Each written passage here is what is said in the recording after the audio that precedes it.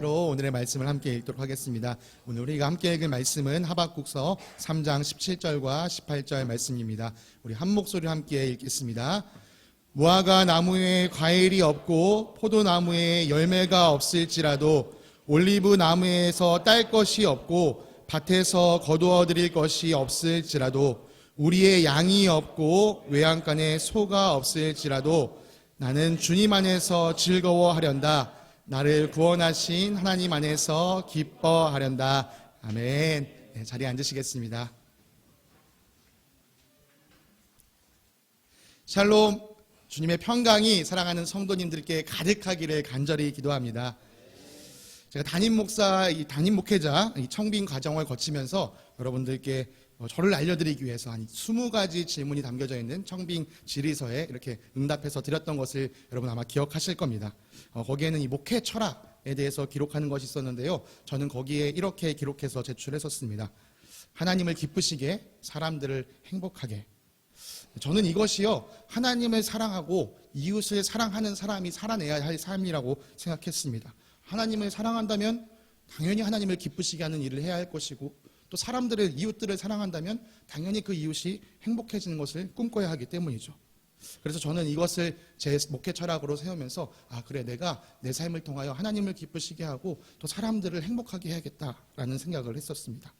그래서 제가 여러분과 신앙생활을 함께하면서 마음속에 늘 품는 한 가지 소망이 있다면, 그것은 여러분과 제가 단 하루를 함께 하더라도 그 하루의 삶이 여러분이 행복했으면 좋겠다라는 것입니다. 그런데 이 행복하게 했으면 좋겠다 이런 게요, 이런 의미는 아닙니다. 제가 여러분들 막 웃겨드리고 막 즐겁게 해드리고 기쁘게 해드리고 혹은 몸을 편하게 해드린다 이런 의미는 아니었습니다. 제가 여러분에게 끼치고 싶은 행복은요, 이 감각적으로 즐겁거나 신체적으로 편안한 것을 느끼는 것이 아니라, 물론 그렇게 했으면 더 좋겠지만 여러분의 심령이 평안함을 느끼게 하는 것입니다. 다시 말해서 여러분과 저와 함께하는 이 동안에 여러분들이 주님 앞으로 한 걸음 더 나아가서 주님께서 주시는 그 평안을 누리게 되기를 간절히 소망하는 마음이었죠.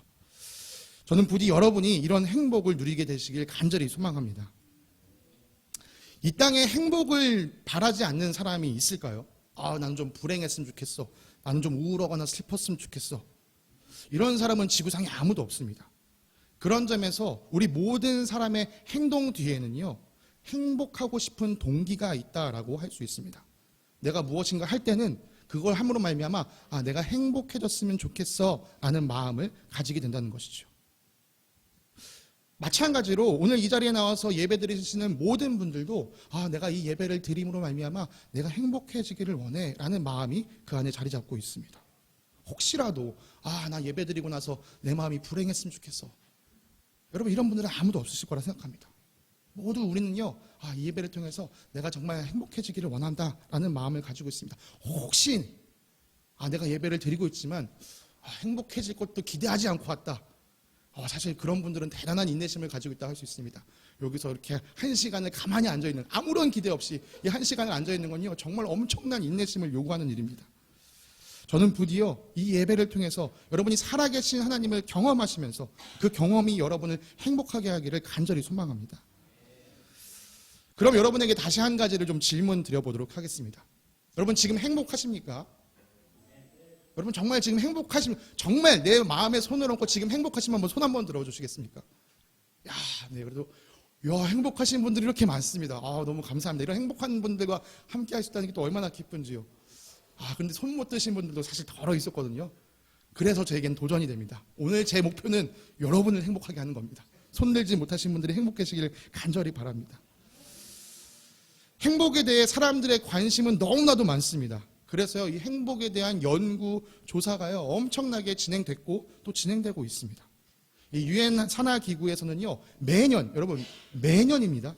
매년 세계 각국의 이 행복 지수를 조사해서 발표하고 있습니다. 2002년에 조사했던 내용을 바탕으로 지난 3월에도 이 행복 보고서가 발행이 되었습니다. 이 보고서에는요, 총 137개국, 이 137개국의 행복 순위가 쫙 나열되어 있습니다. 자, 여기서 제가 업앤다운으로 한번 퀴즈를 내보겠습니다. 과연 한국은 몇이었을까요? 자, 근데 한 사람당 한 번밖에 말할 기회가 없습니다. 과연 한국은 몇이었을까요? 137개국 중에. 제가 업앤다운으로 힌트를 드리겠습니다. 아무 숫자나 좀 불러주시겠어요? 네. 60 다운. 130은 아닙니다. 다운이니까요. 자, 또 아무나 60번 잡습니다. 네. 아니요. 다운이니까 60보다 낮은 숫자. 다시 시계 해줄게요. 네, 상정제. 업. 20보다는 네, 더 올라가야 됩니다. 40보다 업입니다. 네. 와, 이렇게 정확하게 맞출 수 있다고? 선우가 맞췄습니다. 네. 우리나라가요, 이 137개국 중에 너무 깜짝 놀랐어요. 57을 딱 맞춰가지고 57위를 했다고 합니다. 여러분, 근데 이게 경제 57등이면 그래도 절반은 넘네. 우리나라 그래도 많이 행복하구나 생각하실지 모르겠는데요. 이 경제협력개발기구 OECD라고 불리는 여기에 속한 나라들, 그러니까 경제적으로 잘 사는 나라에 비하면요, 거기에 38개국이 있는데 그 중에 한국은 35위. 그러니까 경제적으로 비슷하게 잘 사는 나라들에 비해서는 훨씬 행복도가 떨어지는 것을 볼 수가 있습니다. 이 조사에서 가장 행복도가 높다라고 말한 나라는 핀란드였고요. 대부분의 이 10위권 안에 상위권 안에 있는 나라들은 이 북유럽에 있는 나라였다고 합니다. 아까 우리가 광고를 통해서 말씀드렸던 것처럼 윤수가 이제 오스트리아로 가는데요. 오스트리아는 이 조사에서 11위를 했다고 합니다. 야, 윤수야, 너 이제 며칠 뒤면은 너의 행복 단계가 한 46단계 올라가겠다. 야. 아, 역시 유럽이 좋네. 내가 불행한 건 이 대한민국에서 태어났기 때문이야. 여러분, 사실 요즘 젊은이들 사이에서는요, 이 살기 힘든 한국을 빗대어서 이 헬조선이라는 말을 사용하고 있습니다. 자기가 살고 있는 이 나라를 지옥으로 빗대고 있는 이 현실을, 얼마나 안타깝습니까? 세계에서 가장 영향력 있는 대학으로 알려진 하버드 대학, 이 하버드 대학에서요, 무려 75년간 연구한 게 있었습니다. 1938년부터 2013년까지 이 미국인 724명의 삶을 추적 연구했는데요. 그들이 연구한 주제는 무엇이 사람을 행복하게 만드는가였습니다. 사람들은 이 연구를 시작할 때 생각했습니다. 아무래도 좀 잘 사는 사람들이 행복하지 않을까? 아니야. 아무래도 좀 명예가 높은 사람들이 행복할 거야. 그런데요, 이 오랜 기간 연구하고 나니까요, 행복에 직접적인 영향을 끼치는 단 한 가지 요인, 그것을 발견했는데 그게 바로 관계라고 합니다. 가족이나 친구 혹은 공동체를 통해 관계를 가지고 있는 사람이 아무런 관계 없이 고립되어 있는 사람보다 더 행복하더라라고 합니다. 그렇다고 단순히 아는 사람이 많고 아는 친구가 많은 게 행복하게 만드는 것이 아니고요. 그 가지고 있는 관계가 좋은 관계일 때, 양보다는 질이 좋을 때 더 행복하더라라고 이야기합니다. 좋은 관계를 맺고 사는 것이 우리에게 진정한 행복을 줍니다. 성경도요, 그런 진리에 대해서 이렇게 이야기해 줍니다. 서로 사랑하며 채소를 먹고 사는 것이 서로 미워하며 기름진 쇠고기를 먹고 사는 것보다 낫다. 여러분, 저는 육식파입니다. 고기 반찬을요, 아주 좋아합니다. 저희 집은요, 아침에 주로 누룽지를 좀 끓여 먹습니다. 저희 집 사진은 아닙니다. 네, 인터넷에서 본 건데요. 누룽지에 몇 가지 밑반찬을 이렇게 꺼내놓고 먹습니다. 저희 집 앞에는요, 수원에서 가장 유명한 고깃집 갑오정이 있습니다. 여러분, 아무리 갑오정에 가서 밥을 먹는다고 한들 아내와 싸우고 나서 거기서 밥을 먹는다면 그 밥이 맛있게 느껴질까요? 아마 먹다 체할지도 모르겠습니다. 차라리 이 누룽지에 밑반찬 몇 개 꺼내놓고 먹어도 아내와 기분 좋은 상태로 화목한 가운데 이것을 먹는 것이 훨씬 나을 것입니다. 네, 하버드가 연구하지 않아도, 성경이 이야기하지 않아도 관계가 우리 행복에 영향을 끼친다는 사실은요, 우리 모두가 알고 있습니다. 문제는 사람들이 그것을 알면서도 관계에 소홀하다는 것이죠. 왜 그럴까요? 왜 사람들은 이 관계에 소홀하게 될까요? 이 앞서 말씀드렸던 이 하버드 연구팀의 책임자는요, 이렇게 이야기했습니다. 왜냐하면 관계라는 것이 손쉽게 얻어지는 것이 아니기 때문입니다. 좋은 관계를 맺기 위해서는 부단히 노력하고 애를 써야 하는데 사람들은 행복을 재빨리 얻기를 원합니다. 그래서 오랜 시간 걸리는 일, 좋은 관계를 맺는 일에 집중하지 못합니다. 네, 쉽게 행복해지기를 바라다 보니까요, 관계처럼, 이 좋은 관계를 맺는 것처럼 오래 걸리는 일에는요, 집중하지 못하고 차라리 그냥 내 감정을 빠르게 변화시켜 줄 수 있는 것, 그런 것들에 사람들이 더 선호하고 그것들을 더 찾는다는 것이죠.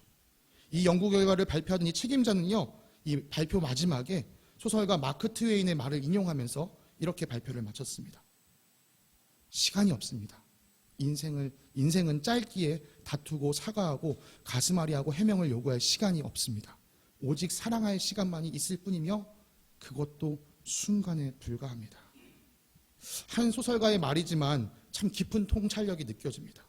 사랑하기에도 짧은 인생, 미워하고 다투고 가슴 아파하고 그것을 다시 해명할 시간이 없습니다.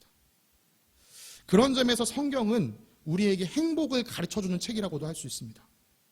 하나님께서 율법을 통하여 주신 계명이나 예수님께서 우리에게 주신 새 계명이 바로 우리의 행복과 관련되어 있기 때문입니다. 예수님은 하나님께서 주신 율법에서 가장 중요한 것이 하나님을 사랑하고 이웃을 사랑하는 것이라고 말씀해 주셨습니다. 그리고 예수님 자신이 주신 새 계명 역시 우리에게 서로 사랑하라는 것이었습니다. 사랑, 이것이 관계 안에서 얻을 수 있는 가장 최상의 상태입니다. 우리를 지으신 하나님은 우리가 어떻게 해야 행복하는지를 누구보다 잘 아시기 때문에 우리에게 행복을 누리게 하시려고 서로 사랑할 것을 명령해 주셨습니다. 우리 다음 세대 친구들을 제외하고 여기 계신 대부분의 분들이 이 생명의 삶을 수강하셨다고 알고 있습니다. 여러분, 어떤 분들은 좀 오래전에 들으셔서 그 내용이 좀 긴가민가 하실 수도 있는데요. 여러분, 이 생명의 삶에서 가르치길 이 신앙생활에서 가장 중요한 것이 무엇이냐, 신앙생활의 핵심이 무엇이냐라고 했을 때 관계라고 이야기했었습니다. 제가 보기에는요, 이 하버드 팀의 연구보다 여러분들이 배우신 이 생명의 삶이 통찰력이 더 좋습니다. 왜냐하면 생명의 삶에서는 이 하버드 팀이 말해주지 않은 좋은 관계를 맺는 진짜 중요한 비결을 가르쳐줬기 때문이죠. 하버드 연구팀은요, 대인 관계가 좋으면, 우리 눈에 보이는 이 대인 관계가 좋으면 사람이 행복하다라고 말했습니다. 네, 그것은 사실입니다. 그러나 그것은 전부는 아닙니다. 왜냐하면 우리는 영적인 존재이기 때문입니다. 그래서요, 우리는 사람들과의 관계뿐만이 아니라 하나님과의 관계가 좋아야 합니다. 우리가 관심 가져야 할 진짜 관계는요, 바로 하나님과의 관계입니다. 이것이 먼저 우리 안에 세워져야만 합니다. 사실 이것이 대인관계보다 더 먼저, 더 우선되는 근본적인 관계입니다. 여러분, 에덴 동산의 일을 한번 떠올려 보시길 바랍니다. 아담과 하와가 선악과를 따먹은 이후에요, 하나님을 두려워하여 숨어 있다가 결국 그들을 찾으시는 하나님 앞에 그들이 드러나게 되었습니다. 그때 하나님이 아담에게 물으셨죠. 아담아, 아담아, 내가 어찌하여 나를 두려워해 숨었느냐. 그러자 아담이 어떻게 했나요? 하나님이 제게 주신 저 여인 때문에 모든 잘못을 하와에게 뒤집어 씌웠습니다. 이 못난 남편 같으니라고. 그죠? 결국 이 일로요, 이들의 관계는 흐트러지기 시작했습니다. 여러분, 한번 잘 생각해 보십시오. 아담과 하와의 관계가 흐트러지기 전에 어떤 관계가 흐트러졌죠? 하나님과 사람 관계가 흐트러져 있었습니다. 사람이 하나님 앞에 범죄하였기 때문에 그 관계가 흐트러졌고, 하나님과의 관계가 흐트러진 것에서 시작해서 사람과 사람 관계가 흐트러지기 시작했습니다.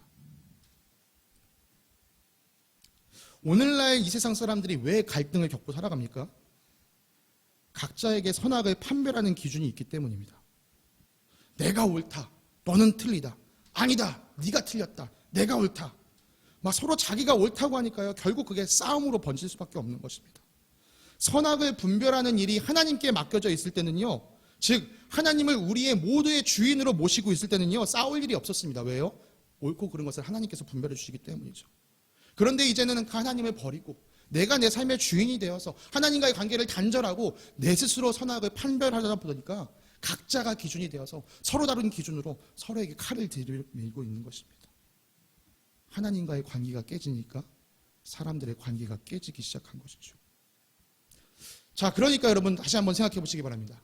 사람들과의 관계, 사람들 사이의 관계를 회복하기 위해서 우리가 우선적으로 회복해야 되는 관계는 무엇일까요?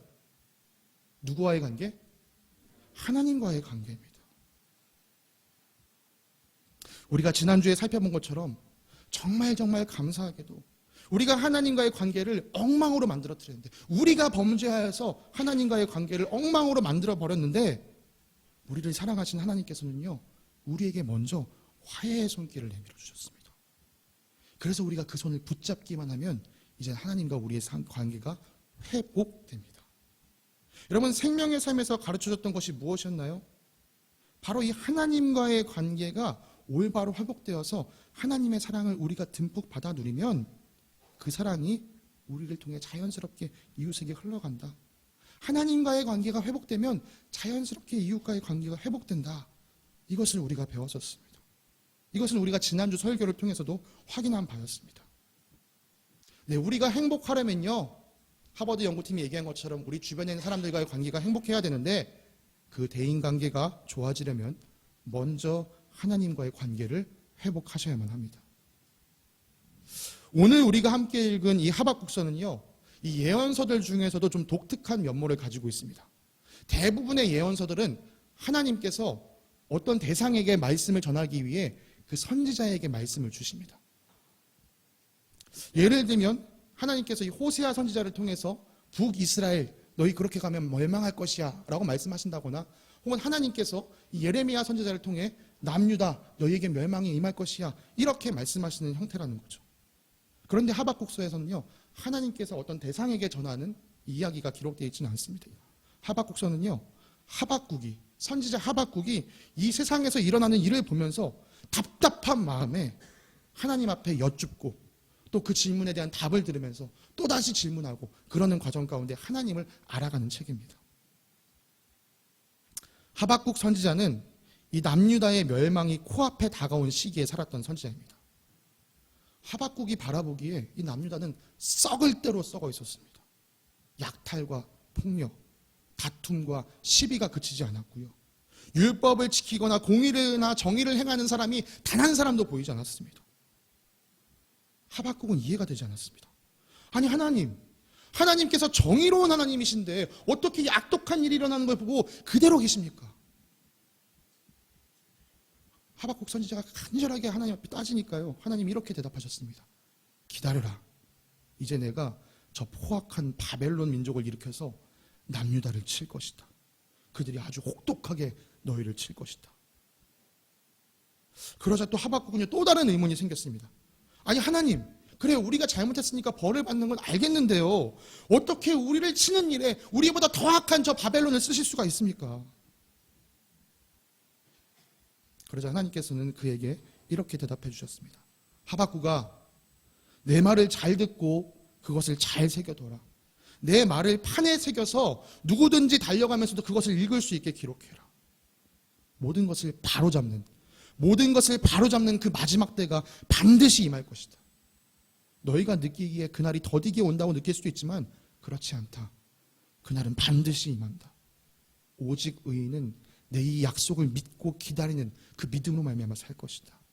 거짓을 일삼으면서 다른 사람을 속여서 재산을 모은 사람들, 다른 민족에게 빼앗아서 자기 배를 배불린 사람들, 다른 사람들을 함부로 다루면서 그들을 막 착취한 사람들, 다른 민족에게 폭력을 행사한 사람들, 거짓 우상을 섬기며 살아가는 그 사람들, 너희를 치는 그런 바벨론과 같은 악독한 자들 잠잠케 만드는 그날이 반드시 올 것이다. 하나님의 분명한 의지가 담긴 그 응답을 듣는 순간 하박국은 깨달았습니다. 아, 오늘 내 눈앞에 펼쳐지고 있는 이 상황이 끝이 아니었구나. 이게 결말이 아니었구나. 하나님께서 모든 것을 완전케 하시는 날, 하나님께서 모든 것을 회복하시는 그날이 오고 있구나. 하나님이 우리를 구원하시는 그날이 다가오고 있구나. 하박국이 하나님 앞에 기도하고 났더니 남유다에서 일어나던 악독한 일이 다 그친 것이 아니었습니다. 여전히 악독한 일은 일어나고 있었습니다. 하박국이 기도하고 났더니 남유다를 향한 그 멸망의 그림자가 사라진 것이 아니었습니다. 여전히 남유다는 어지럽고 악독했고요, 남유다를 향한 그 멸망의 그림자는 들여오고 있었습니다. 상황이 바뀐 것도 아니었고 문제가 해결된 것도 아니었습니다. 그런데 하박국은요, 왜요 하나님 이렇게 따지던 입술을 닫고 이젠 그 입술을 다시 열어서 하나님을 향해 새 노래를 부르기 시작했습니다. 주님, 우리 시대에도 새롭게 해주십시오. 주님, 진노하시더라도 잊지 말고 우리에게 자비를 베풀어 주십시오. 그리고 그렇게 부르던 그 노래의 마지막에 하박국은 이렇게 노래했습니다. 무화과 나무 잎이 마르고 과일이 없고 포도나무에 열매가 없을지라도 올리브 나무에서 딸 것이 없고 밭에서 거두어들일 소가 것이 없을지라도 우리의 양이 없고 외양간에 소가 없을지라도 나는 주님 안에서 즐거워하련다. 나를 구원하신 하나님 안에서 기뻐하련다. 사랑하는 성도님들, 좋은 관계, 친밀한 관계는 어디에서 시작하는 것일까요? 그것은 상대방을 잘 아는 것에서부터 시작합니다. 여러분, 상대방을 모르면요, 관계 자체가 시작될 수 없습니다. 하나님과 우리의 사이도 그렇습니다. 우리가 하나님을 잘 아는 것에서부터 하나님과의 좋은 관계가 시작됩니다. 하나님과 우리가 서로 잘 알아야 합니다. 다행스럽게도요, 하나님은 이미 우리들을 잘 알고 계십니다. 그분이 우리를 얼마나 잘 알고 계신지, 그분이 여러분을 얼마나 잘 알고 계신지 여러분도 다 알지 못하는 여러분의 머리카락까지도 다 센 바 되신다라고 말씀하십니다. 하나님은요, 우리의 중심을 알고 계십니다. 우리의 마음속 깊은 곳을 감찰하시는 분이십니다. 그래서 하나님은요, 내가 나를 아는 것보다 나를 더 잘 아십니다. 그에 비해서 우리는 하나님이 어떤 분이신지 잘 모릅니다. 어떤 사람들은요, 하나님이 없다라고 이야기하고 살아갑니다. 아예 하나님 자체를 부정하고 살아가죠. 어떤 사람은요, 알긴 아는 것 같은데 이야기해보면 하나님을 잘 모르는 사람이 있습니다. 그래서 때때로 이런 사람들은 하나님을 오해합니다. 하박국이 그랬습니다. 하박국은 하나님을 아는 사람이었습니다. 그런데 하나님을 아는 그에게 문제가 생겼습니다. 하박국 자신이 알고 있는 하나님의 지식과 내 눈앞에 펼쳐지고 있는 현실이 이해가 되지 않는 거예요. 이것이 서로 조화가 되지 않는 거예요. 하나님이 정의로우신데 어떻게 이런 불의한 일들이 일어날 수 있는 거지? 왜 하나님은 이 일에 대해서 침묵하고 계시지? 하박국은 아무리 이해하려도 이게 이해되지 않았습니다. 그래서 하나님 앞에 나가서 따지듯이 물었습니다. 그렇게 하나님께서 답에 응답을 해주셨는데도 불구하고 그것도 이해가 되지 않았어요. 그래서 다시 한번 또 물었습니다. 아니 정의로우신 하나님께서 어떻게 악인을 들어서 그 백성을 벌하실 수 있는 겁니까? 도무지 하박국 자신의 이성과 논리로는요, 이 모든 것들이 이해되지 않았습니다. 그래서 그 마음이 너무나도 불편했습니다. 다른 말로요, 그 마음이 불행했습니다. 사실 이런 의문을 하박국만 가지는 것은 아닙니다. 우리도 이런 의문을 품고 살아갑니다. 그 의문은 하박국과 동일한 것일 수도 있고요, 그것과 조금 다른 것일 수도 있습니다. 조금 다른 질문들, 여러분 우리 안에 있는 의문들을 제가 이야기해 볼까요? 하나님은 자비로우신데 왜 지금 나에게, 왜 저 사람에게 저런 어려운 일이 생기고 있지? 하나님은 전능하신데 왜 이 어려운 상황 가운데 나를 그대로 내버려 두시지? 하나님 자비로우시지 않으신가? 하나님 전능하지 않으신가? 하나님 정의롭지 않으신가? 아니요, 그렇지 않습니다. 하박국이 알고 있는 것처럼 하나님은 정의로우시고요, 여러분이 알고 계신 것처럼 하나님은 자비로우시며 또 전능하십니다. 이것은 변함없는 사실입니다. 그런데 왜 우리는 이 변함없는 사실을 계속해서 왜곡하면서 바라보고 있는 것일까요? 이 문제의 원인은요, 우리에게 있습니다. 이 문제를 어떻게 설명하면 좋을까 곰곰이 생각하다가 제가 초등학교 과학 시간에 배웠던 것이 떠올랐습니다. 렌즈입니다. 하나는 오목 렌즈이고 하나는 볼록 렌즈입니다. 여러분, 오목 렌즈를 통해서 물건을 바라보면요, 원래 물건보다 그게 작게 보이고요, 볼록 렌즈로 바라보면요, 원래 보이는 것보다 크게 바라보입니다. 참 재밌는 것은 볼록 렌즈와 내가 바라보는 물체를 거리를 잘못 맞추면요, 심지어 바라보는 물체가 거꾸로 보이기도 한다는 것이죠.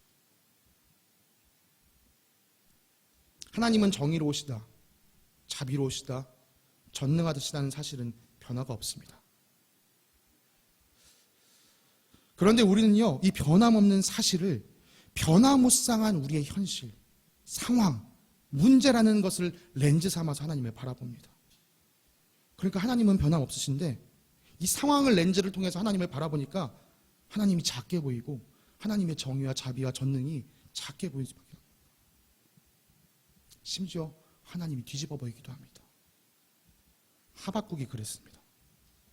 지금 자기 눈앞에 일어난 현실을 두고 하나님을 이해하려고 하니까요, 하나님이 정말 정의로우신가 생각하게 되었습니다. 게다가 하나님은 눈에 보이지 않으시는데 내 눈앞에 문제는 내 눈앞에 너무나도 잘 보이니까 이제는 이 문제를 의지해서 하나님을 해석하기 시작했습니다. 하나님에 대한 오해가 생겼습니다. 당연히 하나님과의 관계가 흐트러질 수밖에 없죠. 그래도 이 상황에서요, 하박국이 정말 잘한 한 가지가 있습니다. 저는요, 하박국을 통해서 여러분이 이 한 가지를 배웠으면 좋겠습니다. 그는 이 상황에서 그래도 기도했습니다. 비록 따지듯이 기도했지만 저는 그래도 된다고 생각합니다. 아니, 그래도 좋다고 생각합니다. 아니, 그래야만 한다고 생각합니다. 하나님, 솔직히 저 이 상황 너무 이해가 안 돼요. 하나님, 어떻게 이러실 수가 있는 거죠? 제발 제게 좀 말씀해 주세요. 제발 저를 알게 해주세요. 그래서 하박국은 하나님의 응답을 들었습니다. 그런데 그 응답을 듣고도 이해가 되지 않았습니다. 그러니까 어떻게 했죠? 또다시 나아가서 물었습니다. 하나님, 진짜 모르겠다고요. 왜 이러시는 건데요? 나 설명이 안 돼요. 제발 좀 알려주세요. 하박국이 끈질기게 하나님 앞에 나아가서 따지듯이 기도하자 결국 하박국은 그 기도를 통해서요, 하나님의 참된 모습을 발견하게 되었습니다. 구원하기를 강렬하게 원하시는 구원의 하나님을 만난 것이죠. 하박국아, 걱정하지 마. 내가 반드시 구원할 거야.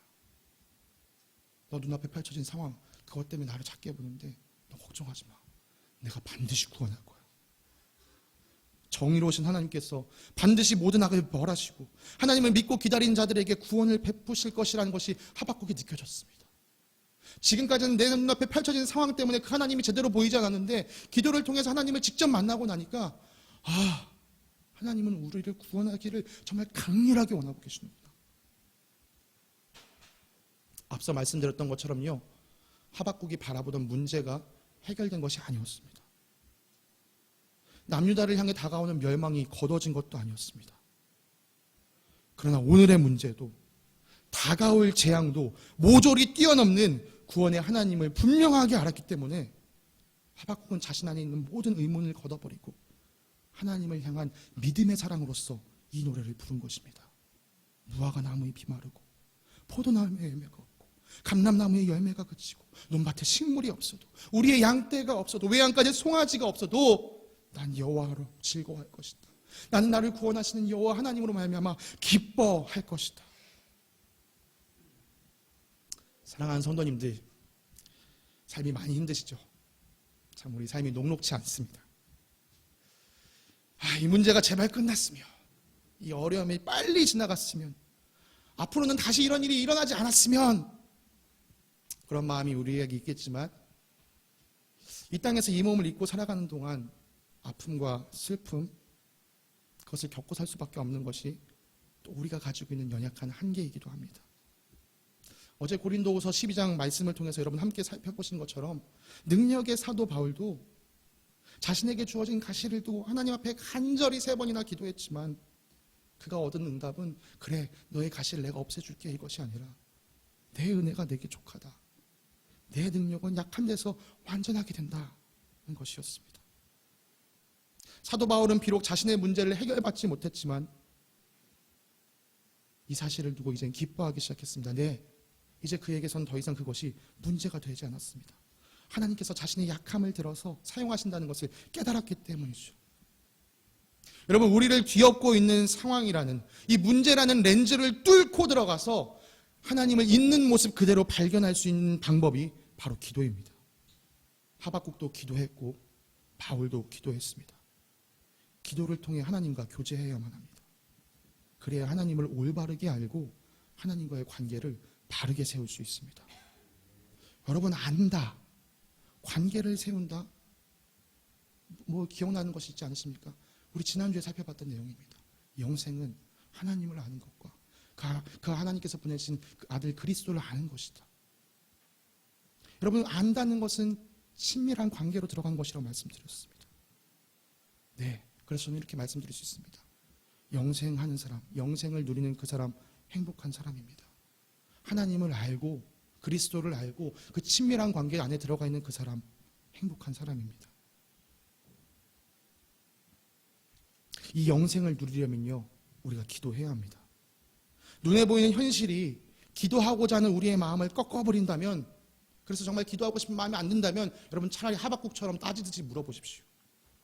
하나님은 여러분의 부르짖음을 외면하지 않으십니다. 하나님은 우리의 작은 신음도 귀 기울여 들으시는 하나님이십니다. 여러분 기도하실 때요, 여러분이 세워놓은 답을 두고 하나님 이렇게만 응답하셔야만 합니다, 그렇게 하지 마시고요, 하나님께서 여러분에게 말씀하시는 그대로를 들어보려고 하십시오. 그래야 비로소 우리가 하나님을 진정으로 알 수 있게 됩니다. 하나님 응답이 이해되지 않으신다고요? 그럼 하박국처럼요, 다시 한번 물어보세요. 하나님, 저 주신 응답이 이해 안 돼요. 그게 무슨 의미인데요? 무슨 뜻인데요? 근데요, 저는 아무리 기도해도 하나님이 제 기도에 응답하지 않으신 것 같은데요. 여러분 그렇지 않습니다. 하나님이 응답하지 않으신 것 같다고요? 그럼 성경을 열어보십시오. 하나님은 여러분이 묻기도 전에 이미 성경을 통해서 응답하신 하나님이십니다. 아이고, 기도하라는 말 좀 그만하세요. 저 더 이상 기도할 힘이 없어요. 혹시 그런 마음이 드시나요? 네, 하나님은 그런 연약한 우리를 아시기 때문에요, 여러분 옆으로 한번 보시겠습니까? 이 지체들을 우리에게 허락하셨습니다. 여러분 기도할 힘이 없으시다면요, 옆에 지체를 붙드세요. 나 진짜 기도하지 못하겠어, 제발 날 위해 기도해줘.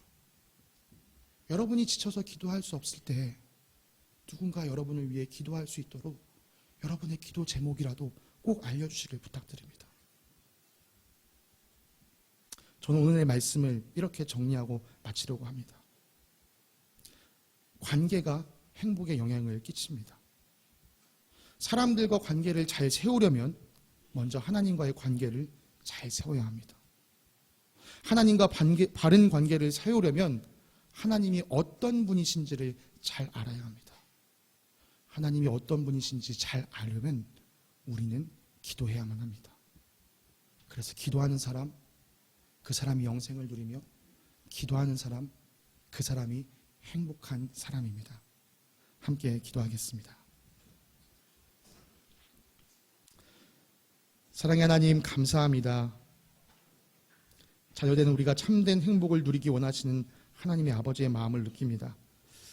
우리가 누릴 참 행복의 출발은 아버지 당신과의 올바른 관계에서 시작한다는 사실을 말씀을 통해 깨닫습니다.